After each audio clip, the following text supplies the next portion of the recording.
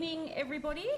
I have to say the good people at the Centre for Future Work have provided me quite a weighty tome of information to provide to you, so apologies in advance, but it's all very interesting information. But nonetheless, they're very prepared and diligent there. But good evening, everybody.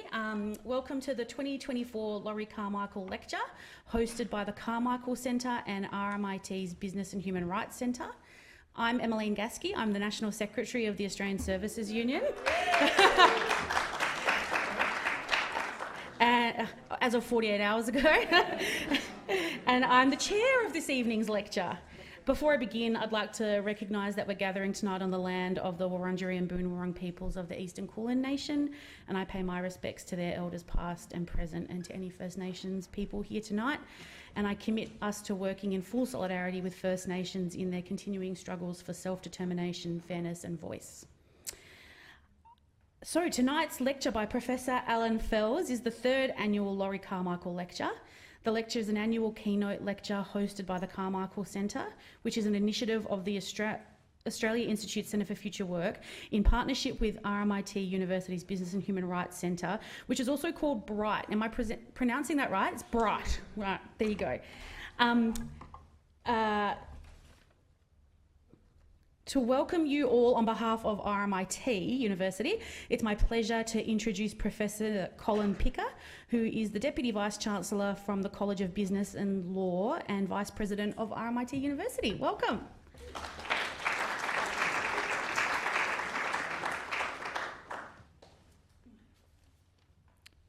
Thank you very much. Good evening, everyone. I too would like to pay my respects to the traditional owners of the land on which we gather this evening, and extend my respect to any First Nations people who may be joining us here today. So this is the third Laurie Carmichael Lecture that we're hosting in what is now an annual lecture series. And we deliver this in partnership with the Carmichael Centre, an initiative of the Centre for Future Work at the Australia Institute. The Carmichael Centre undertakes research and education activities related to the legacy of former union leader Laurie Carmichael. With its origins in the late 1800s as an institution aimed at bringing education to the workers of Melbourne, RMIT is a university founded on a promise to empower working people and prepare them for the future of work, and so we share a natural connection with the legacy of Laurie Carmichael. The lecture series is central to that relationship, and we're very proud to develop between RMIT and the Australia Institute. Indeed, research undertaken by RMIT academics has been pivotal in shaping the reform agenda of the federal government, especially in the areas of collective bargaining, equal pay for women, and the gig economy, complementing the important policy contributions made by the Centre for Future Work and the Carmichael Centre. Staff from our Graduate School of Business and Law and the School of Management have supported the setup and operations of the Carmichael Lecture this year. I particularly want to thank Associate Professor Darren Snell and co-directors of the Business and Human Rights Centre, BHRIGHT, Dr. Kate Grosser and Dr. Jonathan Kolib, for continuing the success of this important partnership. On behalf of RMIT University, thank you again for joining us this evening on a very wet evening with lots of construction that no doubt stood in the way of many of you. I'll now hand back to Emmeline Gasky, Secretary of the Australia. This is what happens. Things move so fast. Congratulations, by the way. That's right. So I'm going to hand back to Your Eminence. Okay, thank you. 48 hours is a long time in the union movement. So I'm going to tell you a little bit about Laurie Carmichael, who, as you know, this lecture is named in honour of. He was a legendary trade unionist who passed away in 2018 at the age of 93. Laurie served as the Victorian State Secretary of the Amalgamated Engineering Union, Assistant National Secretary of the Amalgamated Metal Workers Union, and Assistant Secretary of the ACTU, the Australian Council of Trade Unions. He was also a prominent member of the Communist Party of Australia, serving as its national president from 1978 to 1981. Laurie was, for decades, among the leading trade union leaders in Australia. He was a significant leader in several important social movements and trade union campaigns, including the moratorium to end the war in Vietnam, the 1969 general strike against the penal powers, and the campaign for shorter working hours. Laurie was deeply committed to workers' engagement in developing and shaping Australia's economic, industry, education and foreign policies. And in his memory, and to continue this legacy, the Carmichael Centre was established in 2021 within the Australia Institute Centre for Future Work to conduct research and education reflecting that vision and legacy. The Carmichael Centre conducts progressive activist research to empower Australian working people, focusing on industrial relations, social policy, manufacturing and industry policy, vocational education and international labour solidarity. The Carmichael Centre is deeply grateful for the generous support of this initiative from 3 of the unions Laurie was most engaged with, the ACTU, the AMWU and the AEU, through his work in vocational and lifelong education. We also want to acknowledge generous support for the Centre and this lecture tonight from the Victorian Department of Education and Training. Now, I need to also give a shout out to 2 staff from the Carmichael Centre who are with us tonight. Professor Emeritus David Peets, good evening, who serves as the Laurie Carmichael Distinguished Research Fellow. I'm told to stand up and say hi, David. Hi, David. Thank you. And researcher Charlie Joyce. Hello, Charlie. Here you are. Now you've both said hello to each other, we can get on with the night. Now, it is my great honour to introduce Sally McManus, who in turn will give some opening remarks and introduce the 2024 Carmichael Lecture. Sally McManus was elected... Sit down, Sally. We've got... Just wait 1 minute. Well, I've got an introduction. Sally was elected as Secretary of the Australian Council of Trade Unions in 2017, the first woman to hold this position since the creation of the ACTU in 1927. The ACTU, of course, is the peak organisation of Australian unions, with 38 affiliated unions representing 2 million Australian workers. Sally's held a range of jobs in her working life, from a pizza deliverer to a cleaner while studying for her degree in philosophy, where she achieved first-class honours and was the president of the University Union. Sally gained a traineeship with the ACTU in 1994, then became an organiser. Sally was then elected to the role of branch secretary with the ASU, a very good union, I might say, leading many campaigns in the private, public and community sectors, including winning the first collective agreement for IBM workers anywhere in the world, stopping privatisation at Sydney Water, and winning equal pay for community workers after a 7-year fight. In all her union work, Sally consistently displays her organisational and strategic wisdom, and I dare say a whole lot of fight. Thank you, Sally, for what you do and for being with us tonight.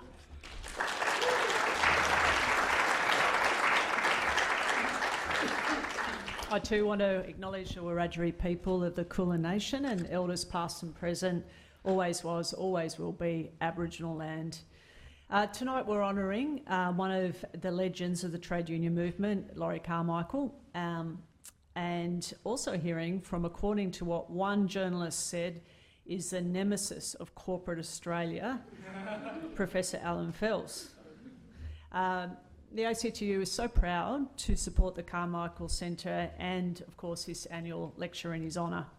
I thank everyone who's keeping his legacy burning bright. There's a lot of people here I know who've known him personally, but of course there's the Centre's Advisory Committee as well as its staff already mentioned with Charlie, David and Jim, who do the real work, of course. I want to also congratulate Emmeline on becoming the first woman to lead our union, the ASU. It should have happened much sooner, and I know you'll do an awesome, amazing job. Thank you to the RMIT as well. I know there's NTU members here in this room, in this audience. I want to give them a big shout out and solidarity in their bargaining campaign. Friends, 2 weeks ago, IAG, the biggest insurance company in the country, who owns the brands of NRMA Insurance and CGU, publicly recorded they had earned 11% more in premiums than customers pay. So if you live in an area of high flood or cyclone risk like northern Queensland, southern Queensland, northern rivers of New South Wales, your premiums went up by almost a third. 1.6 million households now pay more than $5,200 a year in insurance. And these are eye-watering price increases, and they're sending people over the edge. The company, they blamed the price hikes on climate change. They blamed inflation. They blamed rising reinsurance costs. But truth is, they did so to deflect from the real reasons, their own greed. They also posted an 80% increase in insurance profits and a staggering $1.4 billion just this last year. And across the insurance company, prices have skyrocketed by 14% in the past year, doubling the contribution it makes to the overall inflation levels. And we learned this week that together with the banks riding high on interest rates increases, overall banking and finance sector profits are up 17% for the year, while the wages bill for workers in the industry crept up by 1.3%. Yeah, this is price gouging. It's jacking up prices well above cost to inflate profits.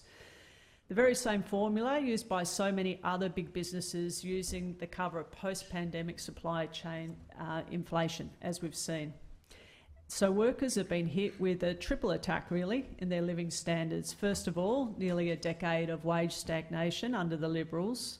Secondly, the price gouging off the back of the pandemic by big business. And finally, in a bit of bitter irony, steep interest rate rises to tame this greedflation by hitting those who had done nothing to cause it. And so how have we, the Labor movement, responded to such crisis? I can think of no two better people to answer that question than Laurie Carmichael, actually, and Professor Allan Fels. Now, Laurie, as you know, was Assistant Secretary of the ACTU, a legend to all of us in his union, but the whole of the union movement. I know, actually, some people warned me about this, like, don't talk too much about Laurie because you might get it wrong, and there's lots of people who've known him personally, but I will be happy to be corrected. Laurie was a brilliant strategist, and he was deeply anchored in the principles and the values he believed in. And really, you can see that echoing through a whole generation, and generations actually, of AMWU leaders. They're unwavering in their values and their commitment to the political education of union members, as Laurie was. So it was always, under his leadership, a deep understanding of class politics, the economy, and effective industrial militancy. Essential to these values is an understanding that unions are about the collective interests of working people. In this, there's just no room for individualism or for self-interest if you're a union leader. These days, we'd probably say something like, it's not about you. The union is its members. People were taught that you must never put your interests before those of your members or your union or your class. This was Laurie Carmichael. And of course, bosses will always try and corrupt you and compromise you, and he had just like a really clear line in the sand, and the way he talked about it was, he never even let the boss pay for lunch. Laurie and his ilk believed in mindful militancy. Again, first principles. Union power comes from workers collectively organising our workplace democracy, not from individual muscle. The former is unionism, the latter is not. Laurie believed in workplace democracy. Delegates are elected and accountable to the members, and ideas and strategy should be freely debated and owned by the members. His belief in dignity for all working people meant a rejection of violence and a commitment to peace. He was a leader, as Emmeline said, who was on the forefront of the campaign against the Vietnam War. Also, he was involved in World War II. He helped build an ideas factory, really, at the AMWU, and he had famous pamphlets in the 1970s and 1980s that were both educational tools, really, on the shop floor, but they're also economic blueprints for the country. So imagine that, you know, you've got these pamphlets produced by the union that were debated on the shop floor, blueprints for the economy. Of course, he believed that union power was bottom up and when it was strong, and when it was deep, when it was militant. It delivered enormous positive change for our country and the lives of all working people. And some of these big ideas, of course, were shorter working hours, Medicare and superannuation. The campaign for shorter working hours came from the principle of the dignity for all working people. We are not commodities, but humans who deserve leisure time. Working hours should also be shared with those who needed it. And this campaign that was run by the AMWU was achieved by meticulous planning, deep workplace education, strikes, mass meetings, bans, pickets across the manufacturing industry. The strikes at the time were the biggest in the country and put the issue on the national agenda and led the way for so many other unions. And they won a 35-hour working week way long ago now, and back in the 80s, and they did it at a time where the national laws were 40 hours a week. Of course, Laurie and the AMW were never just about themselves. They wanted to lift up the whole of the working class. A compromise in the end was reached for a 38-hour week, and it was hammered out with the employers in 1981, and it became standard for all workers in 1986. So 38 years later, we all have Laurie and the AMWU, the members, the rank and file members who fought for it, went on strike for it, to thank for the 38-hour week. The AMWU Ideas Factory also called for stronger laws to stop price gouging and for public ownership to break up the corporate oligopolies that caused it. It was the labour movement, the union movement, that led prices and competition arguments for reforms.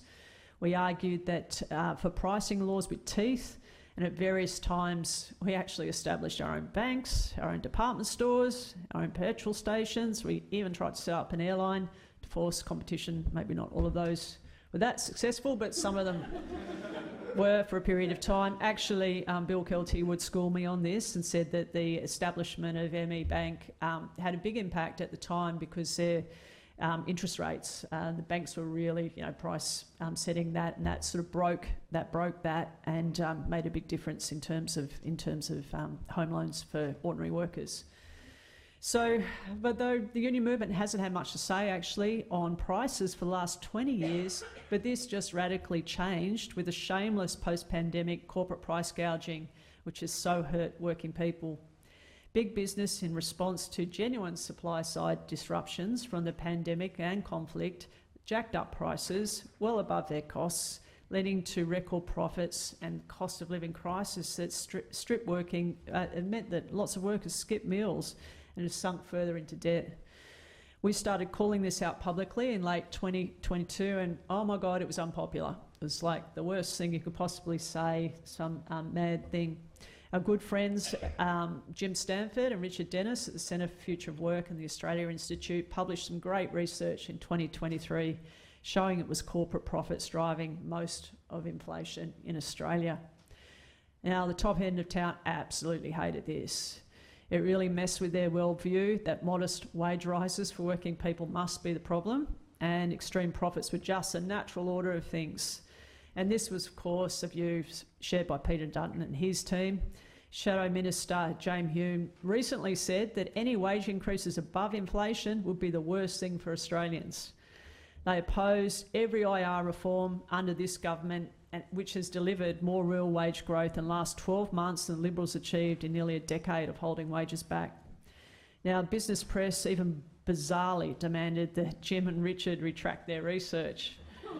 Yeah, that was pretty funny, I have to say, because this was despite them using the same methodology and coming to the same findings as those radicals at the IMF, the OECD, every major central bank, and a long list of other organisations. So last year we got sick of debating with those with vested interests or the myopia of the pages of, AFR, who robotically continued to talk about wage price spirals when there was none, and they completely ignored what every ordinary Australian knew. Big business was exploiting the situation, pumping up prices beyond what was reasonable. And so to move this issue into the mainstream, we decided we needed an independent national inquiry into the issue. So enter the stage Allan Fels, and we're absolutely delighted that he agreed to run it. There was no one in our country more qualified to do so. Actually, Allan started with the ACTU back in the 70s, yeah. And as I wouldn't say you finish your career, because I think you're way beyond finishing your career, you'll just keep going. But taking on this was like a really nice circle. As people know, he ran the ACCC from its inception in 1995 to 2003, and its predecessor, the Trades Practices Commission, before that. In the roles, Allan Fels was a force of nature, got to say, still is. Probably brought that thunderstorm with him here today. When the ACCC didn't have all the tools it needed to do the job, he filled the gap with intelligence, absolute drive, and becoming the master of publicly naming and shaming, taking on the banks, the airlines, the supermarkets. He helped oversee the repayment of millions of stolen wages to underpaid 7-Eleven workers. He was doing such a good job that 7-Eleven didn't want him to do it anymore. He played a major role in mental health policy as chair of the National Mental Health Commission, among many other achievements. Tonight, he's going to take you through what the inquiry found. And I want to highlight 4 of the reasons why it's been so successful. First of all, it shone a national spotlight onto profit-driven inflation in every corner of this country. It gave a voice to working people doing it incredibly tough. Parents skipping meals, families forced to sell up, workers sleeping rough. Thirdly, exposed a wide variety of unethical pricing practices with Allan's characteristically forensic approach and really his real ability to be able to name things and have metaphors that stick, like prices that rise like rockets but fall like feathers. Still waiting for those feathers to fall, I think. And finally, the inquiry laid a clear path for action, but I'll leave that to Allan. I'm sure he'll speak about them in more detail, including the call for the National Competition and Prices Commission. So on behalf of the Australian Trade Union Movement and the spirit of Laurie Carmichael and every single person that steps foot inside of a big supermarket or gets a letter saying their insurance premiums have gone up, I thank you for the Price-Gouging Inquiry and for delivering tonight's 3rd annual Carmichael Lecture. Thank you very much.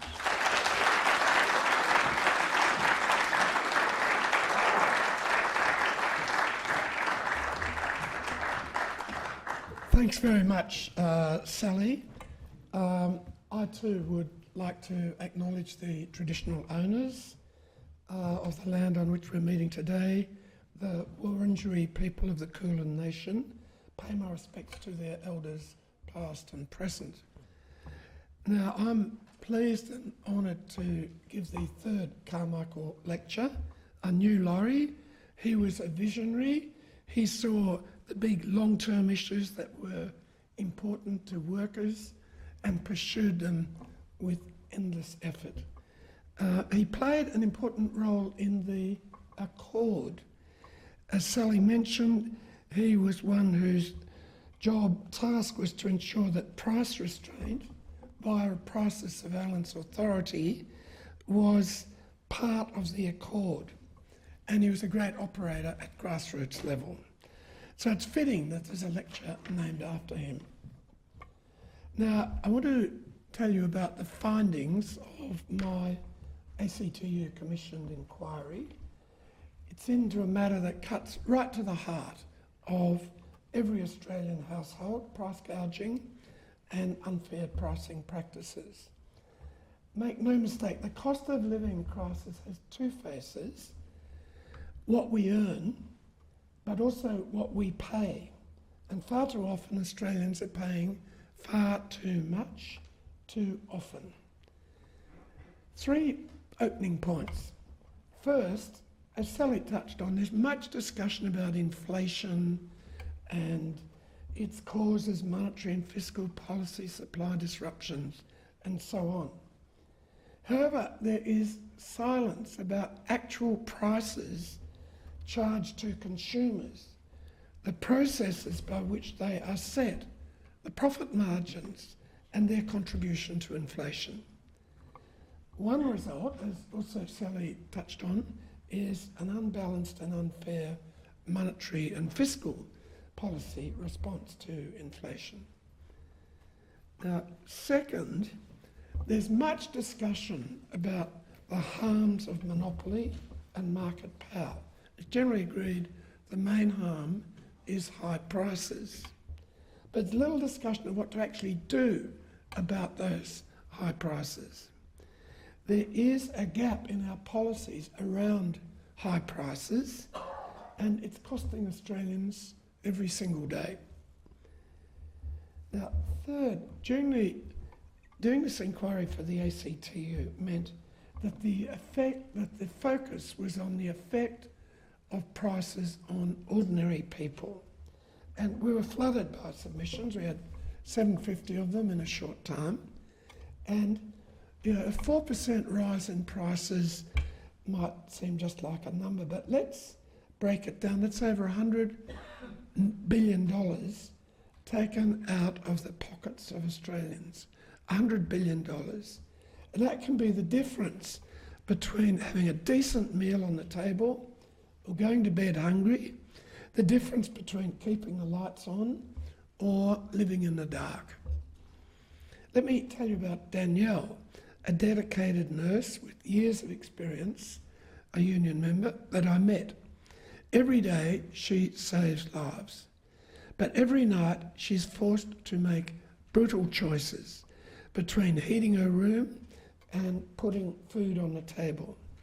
Her home insurance had just gone up 40%. Her bills climbed by $8,700 in 1 year, while her wage barely moved. Danielle skips meals, wears shoes with holes, lives off toast. Think about it, a nurse, a hero in our hospitals, having to wear shoes with holes because she can't afford a new pair. Is this the Australia we want? Professor Lynn Chester of Sydney University researched the severe lifestyle changes and sacrifices low-income households must make to cope with escalating energy costs. These include cutting back on essentials like food and healthcare, leading to physical discomfort, reduced mental well-being, and increased social isolation. Particularly harrowing were accounts of people spending their days out of the home in shopping malls just to access free eating or cooling.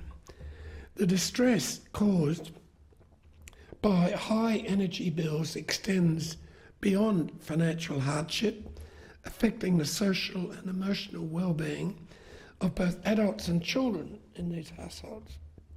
The effect of increases in electricity bills for consumers is greatest on low-income consumers. Professor Chester's research has shown that to conserve energy and amid rising prices, these households will regularly only use heating or cooling on extremely hot or cold days, limit the use of hot water, or limit the use of ovens or stovetops for cooking. They will often manage rising bills by spending less on food.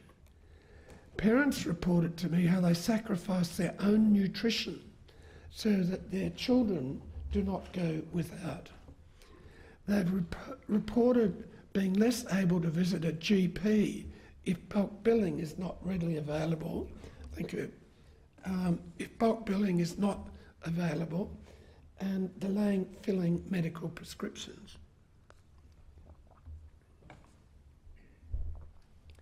They've reported having less to spend on their children's school-related activities, sport, or other hobbies. They've reported going to bed fully clothed in winter because they can't afford the cost of heating. But we also heard of families without heating that went to shopping centres simply in order to avoid the cold or the heat. Well, I now turn to the findings of my report under 3 headings. Business as a contributor to inflation, and then something about some specific business pricing practices that cause high prices, and then something about price exploitation, and then having covered those 3 bits, I'll also make some policy recommendations. Now, first, prices set by business have played a significant role in driving up inflation. This is called profit push or sellers inflation.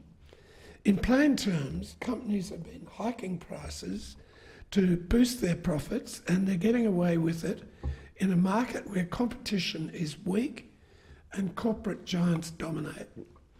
The numbers don't lie. Corporate profits have surged and their share of our nation's economic pie, our GDP, has swelled. Now, as Sally touched on, this isn't just my opinion. It's a conclusion backed by the world's leading economic authorities, the OECD, the IMF, the Bank of International Settlements, the European Central Bank, the US Federal Reserve, the Bank of England, and countless think tanks across the globe, including very good detailed work by the Australia Institute. Corporate profits are the only major component in national income which has increased its share of total GDP since the pandemic. Despite the recent moderation in inflation and some of its main components, like energy, gross corporate profits are still 3.7 percentage points higher as a share of GDP than pre-COVID. Virtually everyone has lost out during this inflation. Workers have lost out, their share of GDP is smaller. Small business owners have really lost out, their share of GDP is substantially smaller. And as the corporate share grew during post-COVID inflation to record highs, and despite a more recent moderate pullback, it stayed much higher than historical norms. So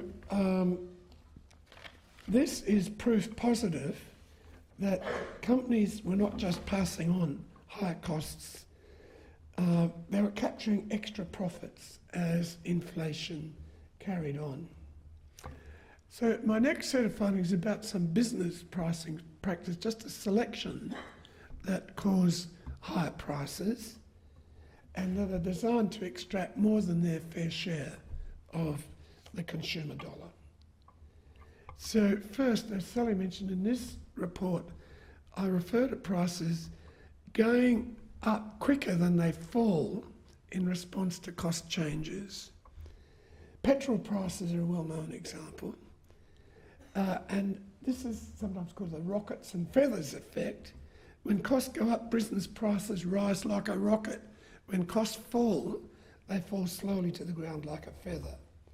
It's easy to delay necessary price falls and very profitable. A recent example concerns meat. Our inquiry exposed the 6 months plus delay between heavy falls in price reductions to farmers for lambs and price falls passed on to consumers in the supermarket. Publicity by the inquiry led to sudden price falls by the major supermarkets, and that illustrates one point I want to make: the power of scrutiny and public exposure.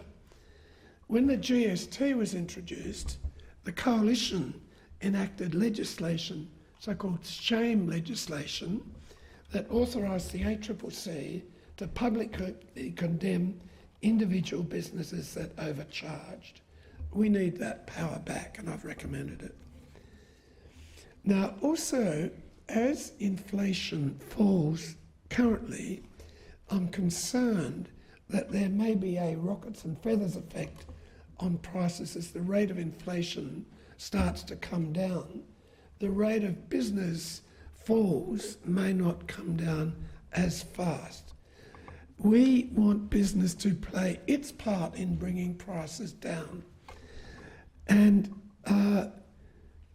we want to make sure it doesn't hold up the needed fall in inflation. Now, second business pricing practice is loyalty. prices, under which prices are set low when you buy, and then they increase in later years, with many consumers unaware. In other words, the more loyal you are, the more you pay. Your reward for sticking with a company, a quiet hike in your bills that you didn't see coming. Typically, there's a deliberate failure to tell consumers how much their prices have risen after year one. For example, the property insurance industry used not to disclose the previous year's premium when you got your renewal notice. Now it is required by law to do so, and that's caused some moderation of insurance loyalty pricing for property insurance. Now, this example also illustrates that there are many policy actions, not necessarily price controls, that can restrain prices. It's time we stop rewarding deception and start demanding transparency. Third business pricing practice is so-called drip pricing, when businesses advertise part of the price. Here's how they do it. Business lure you in with a low price, but bit by bit they add extra charges, turning what seems like a bargain into a big bill. You know, you buy a ticket, and then it turns out there's an additional ticket booking charge, and then there's a whole lot of other charges along the way, and turning what seems like a bargain into a big bill. It's happening everywhere, from airlines and hotels to entertainment tickets, prepaid phone plans, credit cards, and even medical procedures. Upfront disclosure is needed. Now, fourth, confusion pricing, which involves confusing consumers with a myriad of complex price structures and plans, making price comparisons difficult and dulling price competition. From phone bills to bank fees and maintenance services, these convoluted pricing schemes aren't just confusing, they're designed to keep us in the dark and protect their profits. And when prices are thus tangled, competition fades, the consumer ends up paying more. Fifth, price discrimination. That involves setting different prices for the same good for different customers, depending on their need for the good, their ability to pay, their wish to pay. Now, too often, price discrimination reflects business exploitation of a lack of competition. When competition is weak, businesses can single out certain customers and charge them sky-high prices, knowing full well there's no competitor waiting in the wings to undercut and offer a better deal. Take banks, for example. Now, they'd like to believe they're lowering prices across the board to benefit everyone equally without discrimination. The reality, they cut prices only for consumers they fear may jump ship to a competitor, while loyal customers are stuck paying more. That's not just discrimination, it's exploitation. And let's be honest, have we ever seen a price war between the banks? No. What we see are selective discounts to keep a few customers from leaving, while most of us pay the inflated rates. So what's the fix? We need real competition. Just like when the government and the ACCC forced mobile companies to allow number portability. In other words, you switched from one phone company to another, you kept your number. That accelerated competition. We should demand the same for bank accounts, making it easier for customers to switch and find better deals. Account portability. But here's the kicker. Price discrimination in the form of personalised prices is getting worse, thanks to digital platforms and sophisticated algorithms that set prices for individuals based on detailed data. It's a system that's rigged against the consumer. It thrives on a lack of competition and transparency, and it's on the rise. Personalised price, so the business charges you, all a slightly different price based on data they have about you. Now, my final set of findings related to price exploitation. Now, a significant part of the cost of living crisis has been caused by companies taking advantage of their market power and relying on gaps in government policy and market imperfections to squeeze consumers and often suppliers to breaking point. Regarding groceries, the profit rates are higher, much higher than in the UK and the US, where there's more competition. And it looks like the retailers lifted profits and margins during COVID. And I'm pleased that the government accepted our inquiry's recommendation for an in-depth ACCC inquiry. Another area, as Sally mentioned, is insurance. Prices have escalated massively recently. The industry is highly concentrated, which makes passing on costs and raising prices relatively easy. The electricity industry is riddled with questionable prices. It's concentrated at all levels: generation, transmission, distribution. It includes vertical integration, that is, generators take over retailers.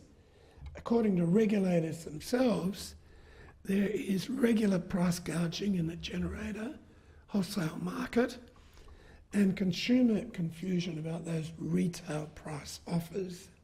We need an overall review of electricity prices. We want to get some transparency, fairness and true competition back into the equation. Another area of major concern is prices in rural and regional Australia, especially in remote areas, e.g. far north Australia. Consumers, I found, were paying 2, 3, 4 times the prices for basic necessities like lettuces in remote communities, and this isn't due to shipping costs. The care industry is another important growing part of the economy, and the prices there need review, whether for childcare, aged care, disability or health care. Take childcare. Parents can't easily move their children when prices rise. The recent ACCC report on that sector found that competition is inherently limited and for-profit providers are able to gain high profits from parents, calling into question the general market design. And then when Bill Shorten referred NDIS prices to the ACCC, he drew the wedding cake analogy. If you go to someone who sells cakes and you mention that it's for a wedding, the price instantly doubles. And it's a bit the same, it seems, when you're dealing with the NDIA and a number of other government people. We need to give a lot more attention to this phenomenon. Now, let me turn to policy. Yes, there are parts of the economy that are truly competitive. Price is fair, consumers get a decent deal. But let's not kid ourselves. Too many sectors are anything but competitive.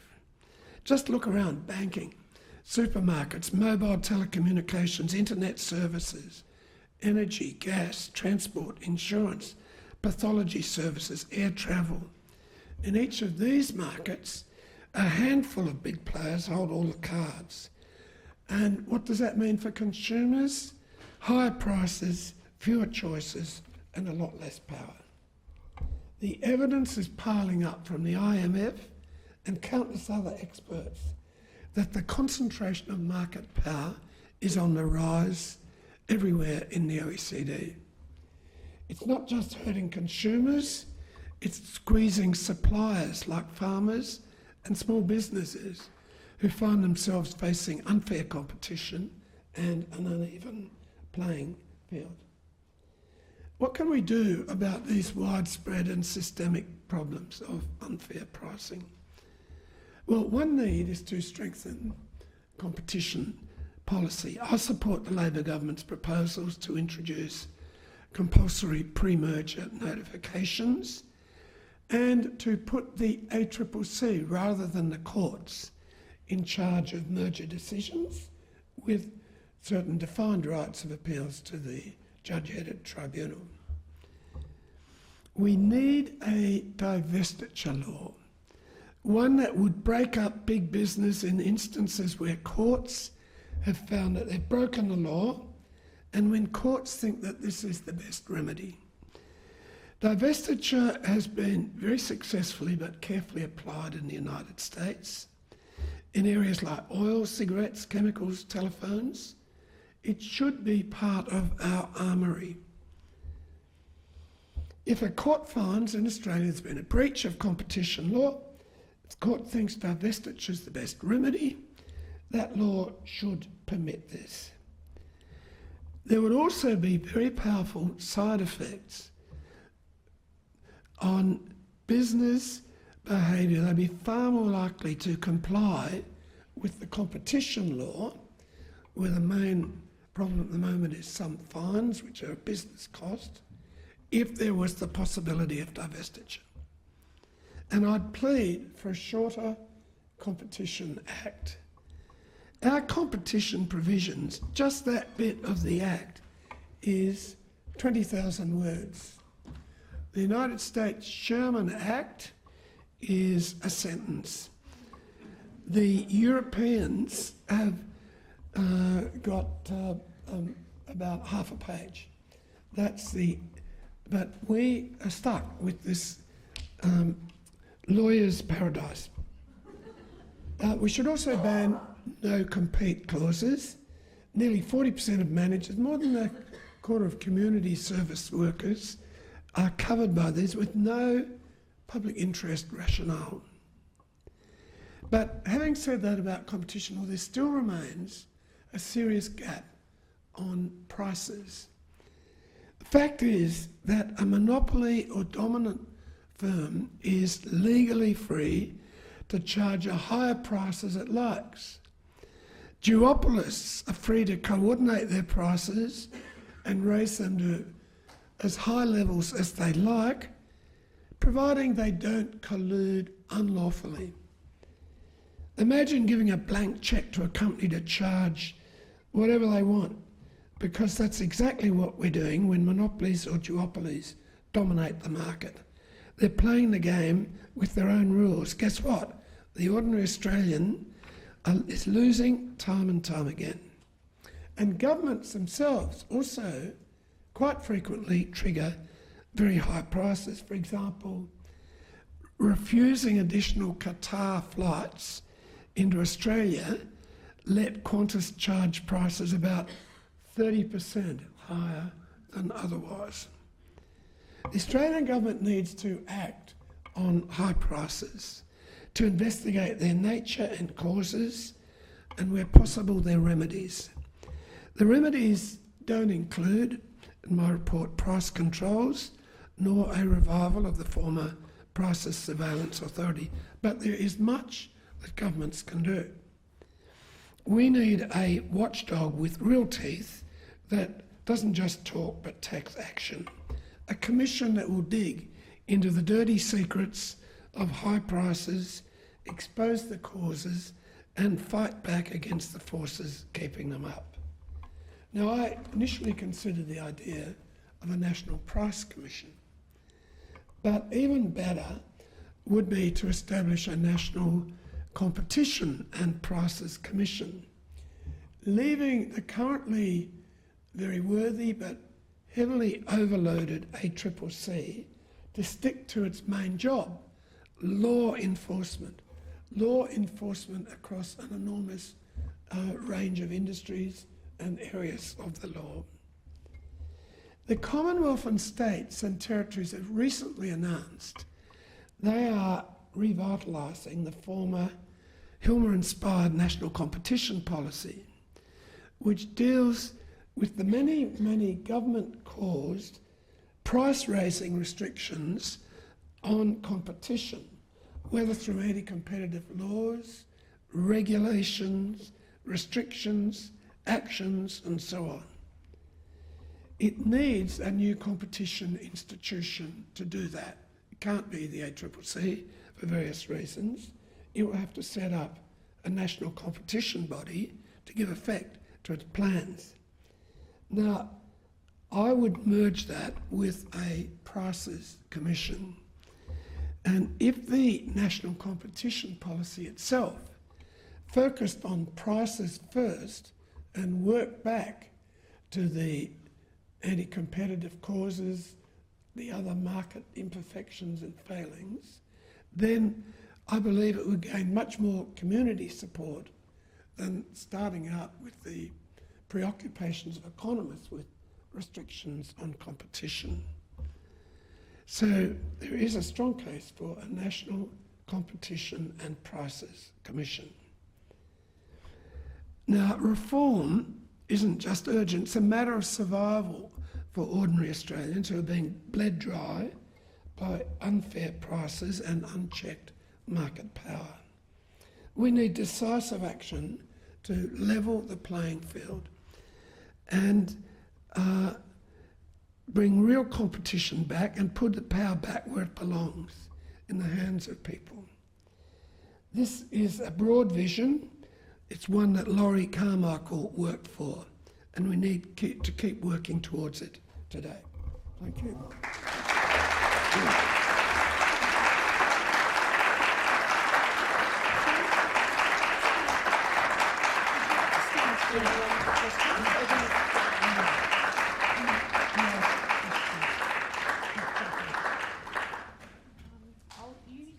Yeah. I can speak pretty loudly though. That should be working. This one? Oh, there we go. Thank you so much, Professor Fels. A very powerful and timely address, and thank you so much for your continued and unrelenting voice on these issues of power and fairness, which are so important today.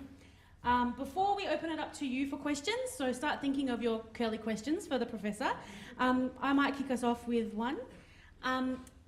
The price hikes we've seen at the moment, post-COVID, are the worst we've seen since the 70s and 80s. But I'm interested if you could elaborate a bit about that and how it differs today from the 70s and 80s, and maybe how the context of managing inflation has changed since then. I'm talking about power changes around the power balance around companies, government, unions. Yeah, well, the context is that, first of all, COVID and associated supply disruptions created a special opportunity for price exploitation, and that has happened and it's reflected in the numbers. To take big retail, profit margins, which have been creeping up incidentally pre-COVID, they jumped fairly sharply and they've held at that new level. So that was one of the changes, certain changes in surrounding economic circumstances. Secondly, the data shows very clearly in Australia and just about everywhere, concentration has increased. In other words, the power of monopolies, oligopolies and all of that, their market share and other indicators of market power has gone up. And that gives them more room to charge higher prices. I guess another change is the digital economy, and there are remarkable profits being made there in Australia and elsewhere. Not much tax is being paid, but remarkable profits, although they don't necessarily come through to you as a consumer using search, for example. You don't pay. But the advertisers pay a huge amount and ultimately come through to you as a consumer. And actually, I should just mention that there's not much been done in antitrust about the big players, but there's this recent, really important case in the US where Apple was paying, where Google was paying about $20 billion a year, which is quite a few bob, $20 billion a year to be the preferred search item. So when you use your app, you automatically go into Google, and that applies to the other phones as well. Now, why is Google doing that? It is to stop others getting a foot in the door with Apple. It's also to discourage Apple from setting up in competition with Google. So there are a lot of things happening in that part of the economy which are also inflating the profit share. Excellent, thank you. Do we have any audience questions? Yes, we do. We've got some roving microphones as well. Thanks, Fiona. Thank you so much for that fascinating and exciting speech full of ideas. I wanted to ask how much of what you're seeing is Australia specific and how much is global, and how do you disaggregate that? I'm thinking about the regulatory responses that you're suggesting, how they deal with those factors that are global and those that are local. It's generally global. In the US and Europe, there are pretty similar things at work. Regarding the institutional responses, we've had the interesting situation in the US that under Joe Biden, I think he did a deal with the senator from Boston. The female. Yeah. So anyway, you don't run for president. You can be in charge of regulation. So she appointed these red-hot radicals to run their antitrust. Lena Khan and Michael Cantor. So they're running these radical cases, but they'll ultimately end up with conservative Supreme Court probably knocking them back. And the point is that Europe is now the leader in in competition law. Regarding prices, there's not much interest anywhere except you would have seen Kamala Harris actually said that she was going to do something about it. So I'm going to stick this lecture in the mail and mail it off to her and so on. So, I mean, she's picking up the public feeling everywhere. Something needs to be done. Now, price regulation is fairly checkered history. So people like me hesitate to say price control, even the old prices surveillance. But I think there is scope for quite a few things to do, including exposure, public pressure, reputation, and quite often if you dig in, you find there's some underlying cause that could be tackled. We've got a question over here. G'day, that was good. In Australia, we've had a number of Royal Commissions, the Banking Royal Commission, Grocery Commission recently, Unions Commission, Aged Care Royal Commissions. And from where I'm sitting, nothing much seems to have been done to instigate responsibility from those industries. Why are Labor, naturally Liberals fail, but why isn't the good side of the political team getting some runs on the board to instigate price parity or shift the balance of power? Well, I think probably Labor governments over time have become less and less attracted to doing things about prices. The Whitlam government had quite a strong pricing policy. It set up the Prices Justification Tribunal, and it actually had quite a big effect. Whether it's a great effect or not, I'm not sure. But at that time, prices were going up 17%, and the Prices Justification Tribunal held up price increases for several months in most cases and lowered some. It had quite a big effect. Whether it's a good effect is debated. Then we had, 10 years later, Hawke Keating, the Accord, some effect, and then it's faded away since. So, I mean, there's a bigger question that all of you in the room know about, that Labor is not quite what it was in terms of pushing reform. I do say the Hawke Keating reforms were a bit easier to sell, a bit easier to do. There was a very well-informed leadership, not only from Hawke and Keating, but from the ACTU, Bill Keldy, Simon Crean, a whole lot of others, who could see improvements that could actually be achieved. These days, it's harder to and they came up with sensible adjustment mechanisms. These days, the problems are quite a lot harder, and then over to you on the politics of it. Thank you. There's a question over in the middle here.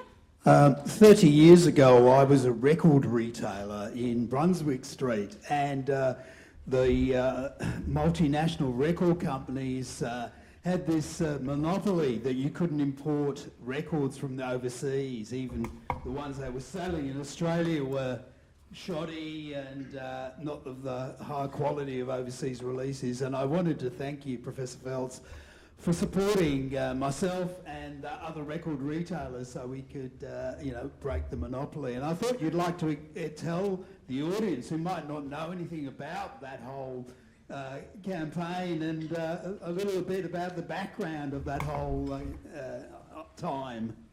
So it started with books and then shifted to records and a whole lot of other things. There's this thing called a parallel import restriction.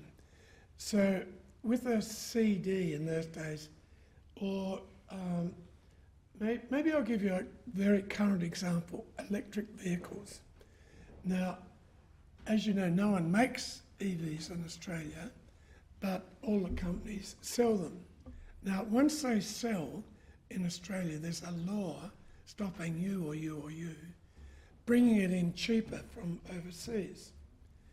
It so happens you can get them a lot cheaper overseas from Japan for very special reasons, but New Zealand removed the restriction, and EV prices are about 20% lower there, about $10,000 cheaper, because, and it's quite clear, that restriction, and then CDs prices were 20-30% higher because of the import restriction, and books.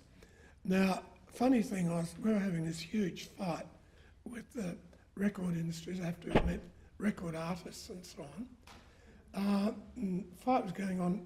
Suddenly, overnight, New Zealand adopted our reform, and it got prices down quite a lot. And we also, while this fight was going on, we noticed, someone drew my attention to the fact that if you have a bottle of wine or something, and it's got a label on it, the import restrictions protect the wine company from cheaper imports of the identical product. There's copyright in the label, and there's a ban on imports at a cheaper price. So we got that law changed, and eventually CDs happened. But it's still around, some parallel import restrictions. That's an awesome story. I'm a DJ, so it's very interesting as a hobby. I'm also a member of the AMWU, and I just wonder, you talk about the rocket and feather effect, what Laurie Carmichael would think about that in the current legislation of the Registered Organisation Act that's just been passed into the, well, which basically targets the the trade union movement with draconian anti-union, anti-democratic laws that basically strip away my right as a member to have any say in my union, providing complete indemnity to all those involved, gutting unfair dismissal, granting rights to administration to sell off all union assets, and potentially jailing members like myself for even having a voice. I think it's disgusting. I just wondered what your opinion on that would be. I've watched a few videos of yours, and I do respect you a great deal, and I thought this would be a fair question to ask you. I haven't got a lot to say on that, frankly. I do support the recent intervention with the CFMEU. Even after no charges have been laid? Yes. Something had to be done quickly. That was my own take on it. But there's no Comrade, charges. we're not having a fight tonight. Yeah, you but asked your question, how can you need to let the support professor something answer. if no charges have been laid? I'm very confused. How do you support something if it's taking away the right to procedural fairness, is it not? Thank you for your question. I think the professor's answered it. Is there any other? He didn't answer anything, actually. Well, he gave you the answer he wanted to give. Are there any other questions? We've got someone over there. While we're getting the microphone over there, I've actually got a question about the algorithmic pricing, which just blows my mind. How is it not price fixing, or it is price fixing? Is it price fixing? No, it's and what not, do we need to do about it? Well, actually, yes and no. There is quite a bit of scholarship now that it can get to price fixing, because it's illegal for two people to agree on prices. But say you tell your machine to agree with your machine, then that is price fixing, and there'll have to be something done about that. The more general thing, though, is just telling them that, you're really keen on this product, whip up the price to her. She's not so keen, but she'll pay a lot extra on that. So you get your individual price. That's what worries me. Yeah. Thank you. I've just got more of a local issue that I wanted to raise with you. And where I live, our local community is being really impacted by fuel prices that seem to be 20 to 25 cents more on average in our local area compared to normal area, anywhere else, essentially, or at least anywhere nearby. Where is that? Melton? Yes. Out in the western suburbs? Yeah. Yeah. It feels like because where we live doesn't have as much public transport and things like that, and people rely on using their cars to get around, that we sort of get the raw end of the stick, so to speak, about fuel prices. And I'm just trying to work out ways that can be resolved in some manner. I speak to my local MPs, both at a state and federal level, and the only real idea that they have is a boycott, which I just don't think is practical. And they don't really have the cut through to even campaign on a boycott. Like, people don't go, because he's saying we should boycott. And there's times when, like, even I, who tries to buy fuel out of, I work in Sunshine, so I try to buy fuel in Sunshine, but I get stuck sometimes. Sometimes I'm in Melton, I've run out of petrol, I need to get petrol in Melton, so. Yeah. So, look, just to illustrate how I think about it, if you said, you live in a city or densely populated suburb, then I would have said a 25-cent differential won't persist because people will shop around.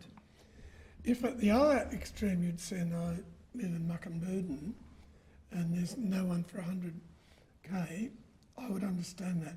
25 differential seems fairly high for Melton, but I can also see, that it's sufficiently isolated from other service stations that they could get the price up a fair bit.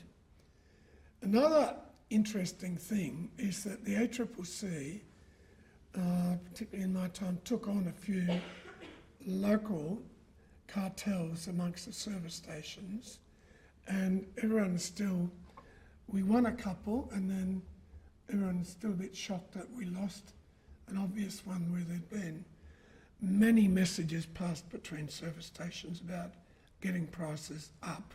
So they've just about given up on running those cases, but they may actually collude, they may understand things enough. They don't have to call up one another and so on. So I think you've identified a real problem. Boycotts, no, but, and again, you've sort of answered the question. The answer is, if Melton people feel badly about it, they should go somewhere else and buy their petrol, but that ain't that easy. Okay, I think we've got time for 2 more questions, and I think we've got a comrade up here with the microphone, and then I'll give the last question to Professor Picker over there. So we'll go up here first. Thank you. Is the microphone working? Yes. Yeah. Don Sutherland's my name. Thanks for your report. I think it is very important reading, and congratulations to the ACTU and yourself for doing us all a service. There's a lot of rich information there. My question is really asking you to elaborate on the relationship between market power or oligopoly and pricing. And I want to make it clear that my question does not suggest that I am in favour of oligopoly power. I'm very much against it. But I think it's really important that we unravel this a little bit, because it goes at the heart of understanding how contemporary capitalism works. The guts of it is in your report. You lay out really clearly the history of price fixing over the last 20 years or so, and there's even some references that go back further. It seems to me that the framework of market concentration or oligopoly power, however you want to put it, is not much different in the period of high inflation we've had relative to the period when it was quite low. So as much as we need a focus on how they do their pricing, is there not a lot more to understanding how the bastards run our lives? Yeah. So just a few comments on it. Look, maybe it's useful to draw a rough distinction between monopoly, tight oligopoly, loose oligopoly, and pure competition. So when you talk oligopoly, there are quite a few markets where there's just 2 or 3 players and there's no entry and a whole lot of other things. Make it easy for them to get prices up, sometimes by collusion, but often they don't have to collude. They just understand they can get away with prices. I call that tight oligopoly. Now, there's some areas where there's not that many players, but it's pretty competitive. So I call that loose oligopoly. And then there's some markets that are incredibly competitive. What I think is lacking in policy, however, is an emphasis on looking at the structure of markets. The competition law is actually, it's a good law, but it's a political compromise. In the old days in the US, there were all these people that just wanted to smash big business. Another lot wanted laissez-faire. The merger law is, the competition law, including merger law, is a bit of a compromise. It's a compromise because it doesn't do much about structure. All it says is that if you're a monopoly or an oligopoly of market power, there's certain bits of behaviour you shouldn't do. And they should, in fact, so couldn't we change the structure of the market, do something about that, including by divestiture and some other things. But that didn't happen. On the other side of it, they brought in a fairly strong competition law, but it's only about behaviour, cartels, misuse of market power, and mergers, which is fairly important, has some structural effect. But it doesn't really get to the heart of the structure problem, nor the fact that a monopoly can charge whatever it's like. So that was the other bit of the compromise. We won't do anything about structure or about high prices. Thank you. And So, first of all, thanks for a fascinating and insightful talk. I learned a great deal. As someone that used to practice in the area of antitrust in the States and EU, I found that your comparative perspective particularly refreshing. But I was wondering about the ACCC. As someone that was in there at the start, what are your thoughts about how it's traveled over time till today, even as I recognize you had some recommendations about supplementary organizations or institutions? Thank you. And I just wanted to mention in passing your comments about RMIT. I've just been doing a whole lot of work on transport and road pricing, and RMIT has been very good in this field. Now, on the ACCC, its 50th birthday is just coming up, actually. And so it's a slightly dangerous question to ask because I've just co-authored a 50-page article on it, and I might just get it.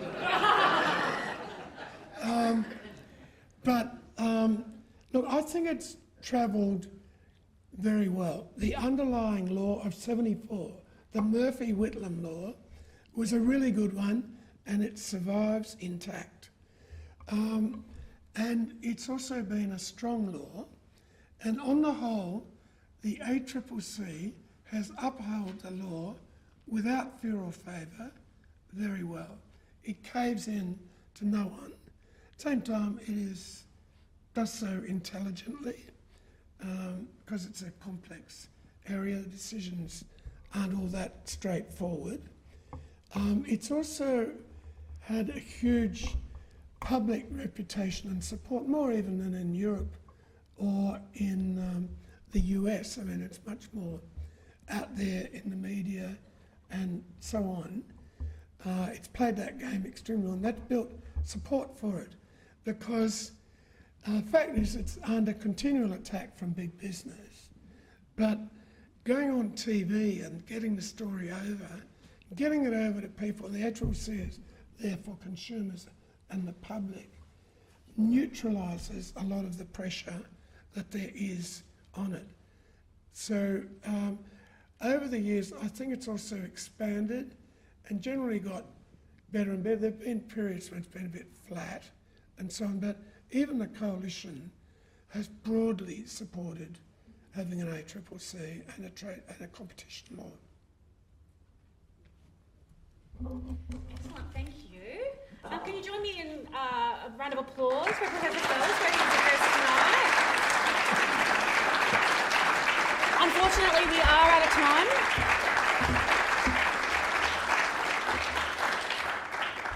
Unfortunately, we are out of time, but thank you for joining us. This is a discussion that really needs to continue because it's clear that corporations are abusing their power and we can't just continue to punish the victims with high interest rates. So thanks for being part of the discussion tonight. Now, I do have a couple of quick acknowledgements I need to make before I can let you free.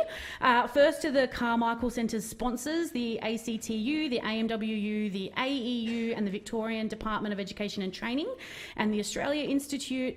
Of course, thanks to the RMIT's Business College of Business and Law, Business and Human Rights Centre, and the RMIT Festival of Social Impact for featuring this lecture. A special thanks as well for the support we've received from Associate Professor Darren Snell, Professor Anthony Forsyth, Lauren Goethals, and in particular Ravi Lama. Round of applause.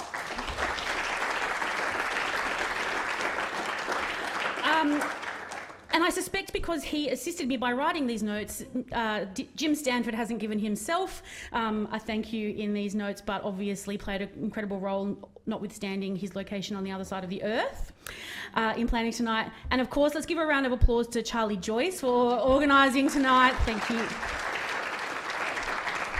Thank you again for joining us, and have a great night.